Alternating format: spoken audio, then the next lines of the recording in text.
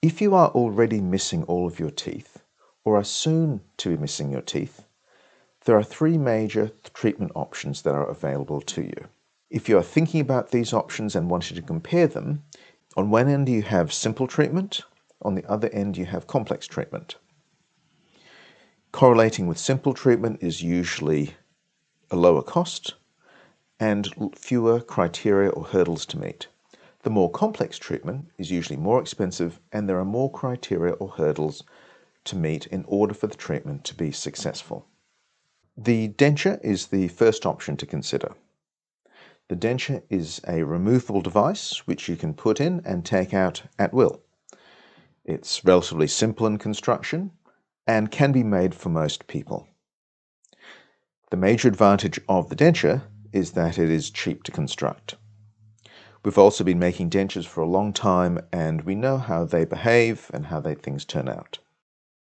The challenges with the denture are several. One is the bulk of the denture.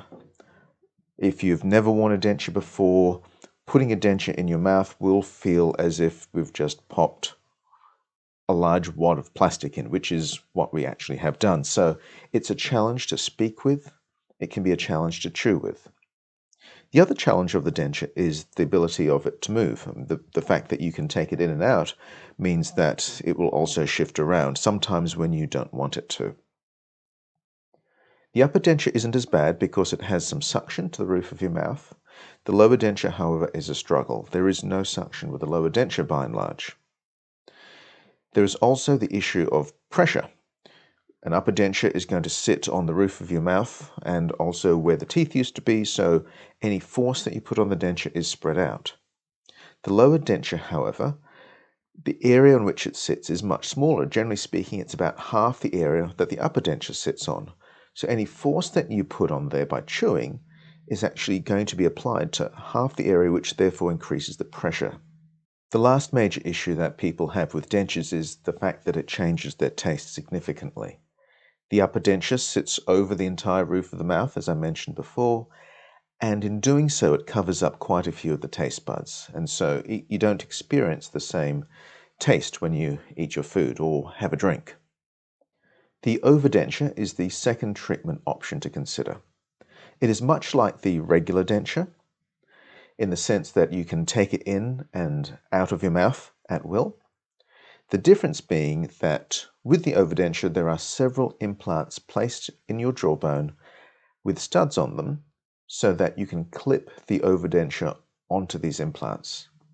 It doesn't eliminate all movement and the denture still rests on your gum. However, you aren't going to experience the overdenture falling out when you least expect it to.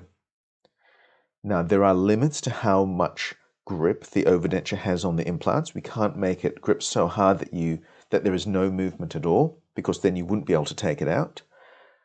So we have to make a compromise between ease of removing it so that you can clean it with the security that you wish to have. So the upsides are that you can take it out and clean the denture really well, you can clean the implants really well. However, the downside is that there is still movement. And there is also maintenance of the clips, both on the implants and inside the denture. Generally speaking, the clips inside the denture are replaced somewhere between 6 to 18 months. This will vary from person to person depending on how much you put the denture in and remove it, and it also depends on what your tolerance is for movement in the denture. Some people don't mind a bit of movement, and so we don't replace the clips as often. Other people want it to be as tight as possible all the time, and so the clips have to be replaced very, very frequently. The third option to consider is the implant bridge. The implant bridge is a row of teeth, for want of a better description, that are screwed onto or secured to some implants that have been put in your jaw. This advantage of doing this is that the bridge doesn't move. It is extremely secure. It also doesn't apply any pressure to the gum, so if you have sensitive gum, you can be assured that it's not going to be pinched.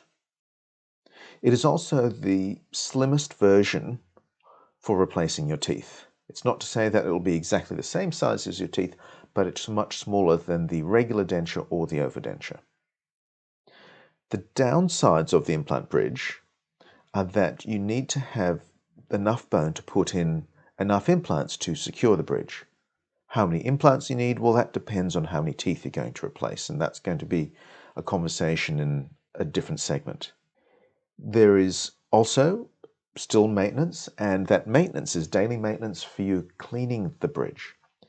If you don't clean the bridge, you will experience food entrapment, potentially a bad taste, and possibly you'll get inflammation in the gum around the implants. And if you get inflammation in the gum around the implants, you may well get inflammation in the bone around the implants. If that happens, in some susceptible individuals, you will then get bone loss around the implants, and the implants will literally come out, and you will lose the bridge because the implants that support the bridge are no longer in your jaw. After considering the three treatment options, most people express a preference or an interest in the implant bridge. This is because they want something that is as close to their teeth as possible. We do point out that all of these treatment options are not teeth. They are replacements for missing teeth. However, the closest thing we can get at this point in time is the implant bridge. Each person is unique. When you come in, we will go through all the options as they apply to your specific situation. I'm looking forward to working with you.